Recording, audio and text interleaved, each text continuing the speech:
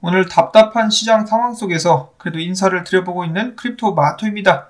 어제 말씀을 드렸었던 대로 오늘 미국 5월 CPI, 즉 인플레이션율, 소비자 물가 상승률이 발표가 됐는데요. 40년 만에 최고치를 기록했다고 합니다. 작년 5월 대비 8.6%나 상승한 상황. 근데 말이 좋아서 8.6%지. 이것도 조작질을 그나마 한 게, 소위 말해서 양념을 많이 찌끄려가지고 8.6%지. 사람들이 매일매일 소비를 하는 분야를 보게 되면 굉장히 높습니다. 예를 들어 식량 가격 보시면은 식료품 기준으로 거의 대부분이 10%를 넘어가죠. 11%, 12% 이렇게 넘어가고, 그 다음에 에너지를 보시면은 또 어마어마합니다.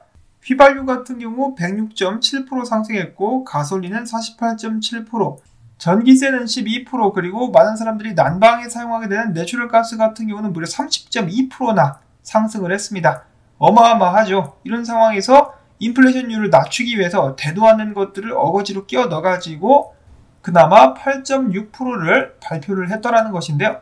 실질적인 물가 상승률은 어마어마합니다. 사람들이 현실에서 매일매일 겪게 되는 그 압박감, 부담 및 스트레스 등등은 이루 말할 수가 없다라는 것이죠.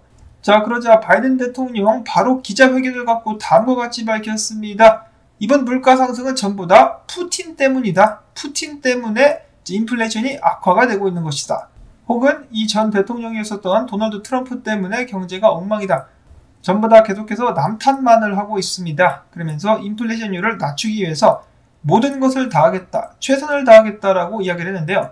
그러면서도 빼놓지 않은 부분이 있었으니 이 기름값이 많이 올랐기 때문에 정유회사에다가 세금을 더 물리겠다라는 식으로 이야기를 했다라고 하네요.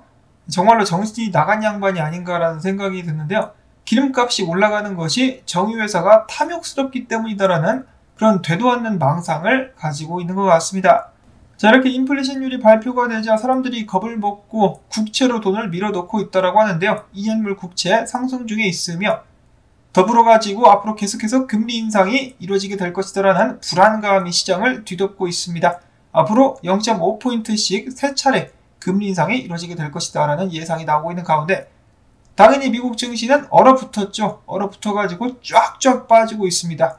삼겹살 기름 빠지듯이 2%, 2.4%, 3.12% 해가지고 미국 증시 아작이 나고 있는 상황. 비트코인 같은 경우는 마찬가지죠. 같이 흐르고 있습니다. 밑 빠진 독에 물 빠져나가듯이 계속해서 흘러내리고 있는 비트코인. 그걸 좀 주워 담고 싶은데 능력이 안 되고 있는 상황. 28,979달러, 3만 달러를 꼭 사수해주면 좋겠다라는 바람을 가져봤었는데 결국은 이렇게 흔들리고 있습니다. 자, 이렇게 굉장히 답답한 상황들이 이어지고 있는데도 불구하고 암호화폐 산업 관련된 소식들은 계속되고 있습니다. 코인베이스가 개최하고 있는 2022년도 컨센서스에 피델리티 CEO가 참석해가지고 다음과 같이 이야기를 했다고 합니다. 암호화폐 업계에 세 번째 겨울이 찾아오게 되는데 이러한 약세장은 곧 기회가 될 수 있다. 긴 기간을 살펴본 사례들의 펀더멘털이 정말 강력하다고 믿는다라면 비트코인을 비롯한 암호화폐의 미래를 믿는다라면 다른 사람들이 모두 빠져나가는 지금 시점에 더욱더 열심히 연구해야 된다. 더욱더 잘 찾아보고 줍줍을 해야 된다라고 이야기를 하고 있는 것이죠. 자, 그런데 당연히 여기서 문제가 될 수 있는 부분은 그러면 바닥은 어디입니까?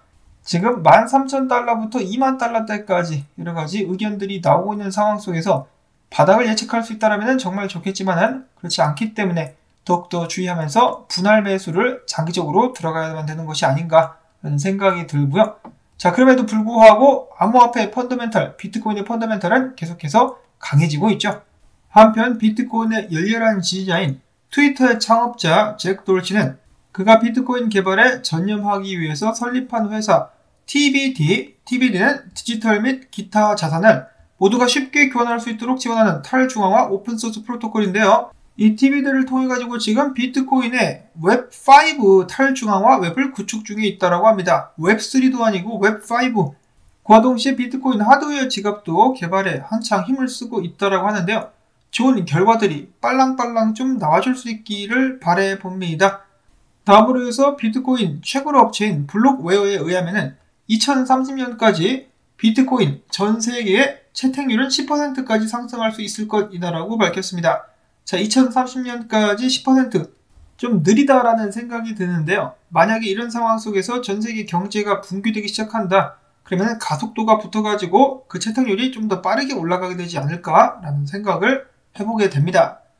자, 다음으로 해서 컨센서스 2022에서 계속해서 나오고 있는 소식인데요. 그레이스케일과 비트와이즈 같은 경우는 SEC가 현물 기반의 비트코인 ETF를 승인할 것이라는 데 확신을 가지고 있다고 합니다. 문제는 언제가 될 것인가? 그레이스케일의 GBTC를 현물 ETF로 전환하는 것에 대한 신청에 대한 결정 마감일이 7월 6일이기 때문에 만약에 SEC 이식기들이 우리의 신청을 반려를 해 그러면 모든 수단을 동원해가지고 이를 해결하는 데 집중을 해버릴 것이다 라고 이야기를 했습니다. 그 안에는 소송도 포함이 되지 않을까라는 생각을 해볼 수가 있겠는데요. 그냥 가가지고 모가지를 따버려야 됩니다. 그러면 승인을 시켜주지 않을까? 다음으로는 비트코인 관련 데이터 및 분석들로 넘어가 보도록 하겠습니다. 크립토 퀀트에 의하면은 비트코인 채굴 손익 분기 가격이 3만 달러 부근이라고 합니다. 만약에 비트코인 가격이 계속해서 떨어진다. 그럼 채굴자들이 본전도 못 뽑는다는 것이죠. 그렇게 될 경우에 채굴자들이 캐피출레이션, 모든 희망을 버리고 GG, 투매에 나서는 것이 본격화될 수 있다라고 이야기를 했습니다. 그러면은 비트코인 가격이 더욱더 크게 하락하지 않겠느냐, 진짜 이제 바닥까지 가게 되지 않겠느냐, 채굴자답게 바닥을 뚫고 지하실까지 뚫어버리지 않겠느냐라는 우려가 나오고 있습니다. 그 가운데 찰스 에드워즈가 이야기합니다. 드디어 비트코인 해시리본 지표에 항복이 시작됐다. 즉 조만간에 캐피출레이션이 끝나게 된다라면 해시리본 매수 시그널이 나올 수 있다라고 이야기를 하고 있는 것인데요. 이제 시작됐는데 저번 같은 경우, 작년 같은 경우는 약 2달 정도 넘게 걸렸었던 것 같습니다. 그때 이제 바닥을 한번 제대로 찍으면서 쌍바닥이죠. 쌍바닥을 찍으면서 올라갔었던 일이 있었는데 이번에도 좀 하락세가 깊어지게 되면서 25,000달러대까지 흐르다가 반등하게 되지 않을까라는 생각을 해볼 수가 있겠습니다. 자, 물론 작년과 비슷한 형태로 움직이게 된다면 말이죠. 이런 식으로 한번 예상을 해볼 수가 있겠는데 지금 현재 비트코인 같은 경우는 RSI가 하락장 바닥 구간까지는 도달하지 않은 상황이다라고 이야기를 하고 있네요. 자, 물론 2020년도 때 이 전염병 때 떡락 나왔을 때보다는 이미 더 약세를 보이고 있긴 하지만은 그래도 과거 하락장에 비해서는 좀 덜 떨어진 상황이다. 그래서 여기까지 결국 떨어지지 않겠느냐. 이 말인즉슨 비트코인 가격이 더욱더 하락할 수 있는 여지가 남아있다라고 이야기를 하고 있다라는 것이겠죠. 안타깝습니다. 인플레이션율만 좀 도와줬었으면은 반등 한번 기대를 해볼 수가 있었을 것인데 상황이 그닥 좋게는 돌아가지 않고 있는 상황. 이런 상황 속에서 단 크립토 트레이즈라는 분석가 같은 경우는 이제 올해 여름까지 이런 식으로 움직이게 되지 않을까라고 예측을 한번 해봤다라고 하네요. 첫 번째 시나리오는 이런 식으로 와이코프 이론대로 와리가리를 뗀 다음에 하락장을 마무리 짓고 올라가게 되는 그런 그림을 그리고 있었다라고 합니다. 그래서 올해 여름까지는 많은 분석가들이 지금 동의를 하는 반대 암울한 시간들이 이어지게 되지 않을까. 그럼에도 불구하고 25,000달러 선까지만 하락한다라고 보고 있었습니다. 많은 사람들이 비트코인 2만 달러 간다, 4만 달러 간다라고 이야기를 하고 있으니까 그 중간에서 25,000달러에서 비트코인 하락이 멈추게 되지 않을까. 재작년이었었죠. 비트코인이 불장을 향해서 발동을 걸고 있을 때 9,000달러 근방에 심히 갭이 있어가지고 많은 사람들이 거기까지 떨어질 것이다라고 아가리를 벌렸었는데 결국 외면한 채로 비트코인은 6만 달러까지 직진했었던 일이 있었습니다. 이번에도 많은 사람들이 2만 달러 구간에서 입을 쩍쩍 벌리고 침을 질질 흘리고 있는 모습들이 목격이 되고 있는데요. 그 사람들의 배를 채워주면 안 되겠죠. 그 근처까지 가가지고 매롱 양만 올린 다음에 비트코인이 바로 상승할 수 있으면 정말 좋겠다라는 바람을 가져봅니다. 이것은 두 번째 시나리오인데 마찬가지로 와이코프 이론의 축적 기간에 차트를 대입하는 것입니다. 바닥은 26,000달러 구간 정도가 될 수 있다고 하는데요. 여기까지만 딱 떨어지고 상승하면 정말 좋겠다 하는 바람 딱 가져보는데 이런 상황에서 벨벳이라는 분석가는 희망 회로를 돌리고는 있었는데 뽕은 아닙니다. 뽕은 아니고 이런 식으로다가 비트코인이 움직일 수가 있겠는데 이런 식으로 지표를 대입을 해봤을 때 지금부터 축적 기간을 거치고 지금 당장 떡상하는 게 아니라 축적 기간을 거쳐가지고 계속해서 상승할 수 있지 않겠느냐. 여기서 중요한 점은 비트코인은 끝나지 않았다. 다시 한번 영광스러운 상승장은 돌아오게 될 것이다. 라는 것으로 생각을 해볼 수가 있겠습니다. 일희일비하기보다는 지금부터 열심히 모아가지고 다음 상승장 때 익절할 준비를 하는 것이 맞는 것이다. 이렇게 일단 말씀을 드려볼 수가 있겠습니다.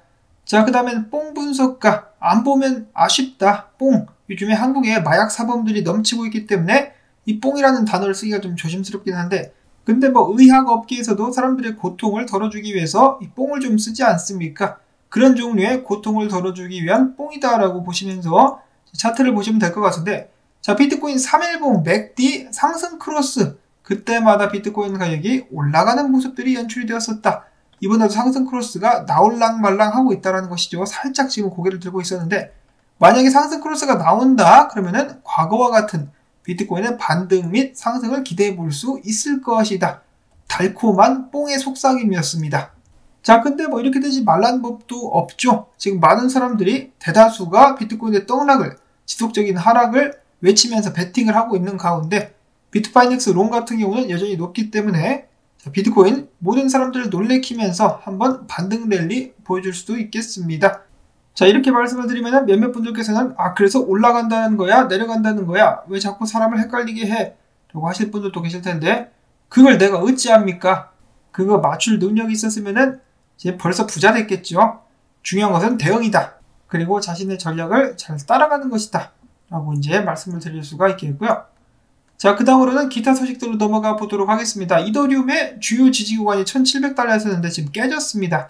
많은 분석가들이 불안해하고 있는 가운데 지금 현재 비거래소 상위 10개 고래들이 거래소들에 대비해가지고 훨씬 더 많은 이더리움을 보유 중에 있다고 합니다. 무려 3.4배가 더 많다라고 하는데요. 센티멘트 같은 경우는 고래들이 이런 식으로 이더리움을 많이 들고 있다는 것, 여전히 이더리움에 대해서 낙관하고 있다는 것을 의미한다라면서 긍정적인 분석을 내놨습니다. 자, 그러면서 이더리움 같은 경우 지금 가격이 깨지면서 내려오긴 했는데 그럼에도 불구하고 쌍바닥이 찍힐 가능성이 있다라고 하네요. 보시면은 볼륨이 떨어지고 있으면서 RSI 역시 발동을 걸고 있는 상황. 자, 이더리움 쌍바닥 찍고 상승할 수 있겠느냐? 주요 지지 구간 위까지 1700달러 위까지 이더리움이 반등할 수 있겠느냐? 이 중요한 지표가 될 수 있겠습니다. 만약에 지금 이 자리에서 반등해가지고 1700달러로 올라가지 못한다면 다음 지지 구간인 1400달러대까지 떨어지게 될 수 있다라고 하네요. 자, 이더리움 힘을 좀 내줘야죠. RSI 강세가 보여지고 있는데 강력한 반등 한방 보여줄 수 있으면 정말 좋겠습니다. 다음으로는 스태픈 GMT에서 멀티체인 탈중앙화 거래소 2AR을 출시했다라는 소식이 나왔는데요. 시세에는 그렇게까지 큰 영향을 주지는 못하고 있습니다. 이어서는 머니그램과 스텔라가 암호화폐 현금 전환 서비스를 출시를 했다라고 하네요. 저는 예고를 했었는데 이번에 출시를 하게 되면서 사용자들은 은행 계좌나 신용카드가 없이도 머니그램만으로 암호화폐에서 현금 전환을 자유롭게 할 수 있게 될 것이라고 합니다. 이거 뭐 거의 거래소급이 아닌가라는 생각이 드는데요. 글로벌 현금 출금 기능은 2022년도 6월 말까지 제공될 예정이라고 합니다. 다음에 마지막으로는 계속해서 논란이 되고 있는 인물입니다. 도건 대표 지금 트위터 트렌딩에도 이름을 올릴 정도로 전 세계적으로다가 악명을 날리고 있는 도건 대표. 최근에 테라 직원 중에 한 명이 SEC에 보고하기를 도건 대표가 루나와 UST 폭락 한 달 전에 8천만 달러를 따로 챙겼다라고 내부 고발을 했다라고 합니다. 자, 폭락 한 달 전에 8천만 달러를 따로 챙긴 도건 대표. 자, 이것이 진실일까요? 거짓일까요? 만약에 진실이라면은 정말 암호화폐계에 조이판이 되지 않을까? 그 정도로 어마어마한 이 오점을 남기게 되지 않을까라는 생각을 해봅니다.